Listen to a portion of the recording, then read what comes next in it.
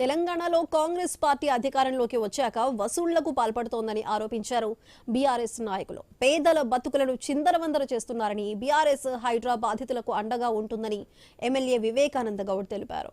పేదలను రోడ్ల పాలు చేసి అరికెపూడి గాంధీకి మాత్రం రక్షణ కల్పిస్తున్నారని విమర్శించారు వివేక్. పేదలకు ఒక న్యాయం, అధికార పార్టీ వారికి మరో న్యాయమా అంటూ ప్రశ్నించారు. గాజుల రామారంలో పేదల ఇళ్లు కూల్చి కరెంటు కట్ చేస్తే హైడ్రా కూల్చివేతలు చేపట్టిన చోట అరికెపూడి గాంధీ అరాచకాలను నిలదీస్తామన్నారు. హైడ్రా అనేది రేవంత్ రెడ్డి సృష్టించిందని మాజీ స్పీకర్ మధుసూదనాచారి విమర్శించారు. రేవంత్ రెడ్డి ప్రభుత్వం అవినీతికి, అక్రమాలకు కేర్ ఆఫ్ అడ్రస్ గా మారిందన్నారు.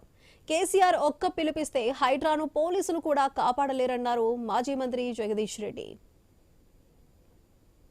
రేవంత్ రెడ్డి కూలగొట్టిన ఇండ్లు కనబడతా ఉన్నాయి. కేసీఆర్ పాలనకు రేవంత్ రెడ్డి పాలనకు తేడా ఇది.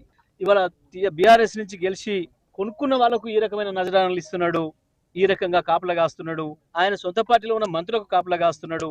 ఇవాళ ఇంకా నిస్సిగ్గుగా జూబ్లీహిల్స్ నియోజకవర్గానికి వచ్చి మాట్లాడుతున్నాడు. అక్కడ పేదల్ని భయపెట్టిస్తున్నాడు. మీరు ఓట్లు వేయకపోతే మీ పెన్షన్లు ఉండవు, మీరు ఓట్లు వేయకపోతే మీ షాదీ ముబారక్ రాదు, మీకు ఓట్లు వేయకపోతే ఫ్రీ బస్సు ఉండదు, మీకు ఓట్లు వేయకపోతే బియ్యం ఇయ్యను, ఈ రకంగా మాట్లాడుతున్నాడు. రేవంత్ రెడ్డి అబ్బసొత్తు కాదు, ఆపడానికి రేవంత్ రెడ్డికి ఏమీ లేదు. ప్రజలు ఒక్కసారి తిరుగుబాటు చేస్తే, పక్కన చూస్తున్నాం ఇప్పటికే 2-3 దేశాల అధ్యక్షుల్ని తరిమి కొట్టిండ్రు. ఒక్కసారి ప్రజల్లో తిరుగుబాటు మొదలైతే కేసీఆర్ ఒక్క పిలిపిస్తే నీ హైడ్రా అడ్డుకోలేదు, నీ పోలీసులు అడ్డుకోలేరు.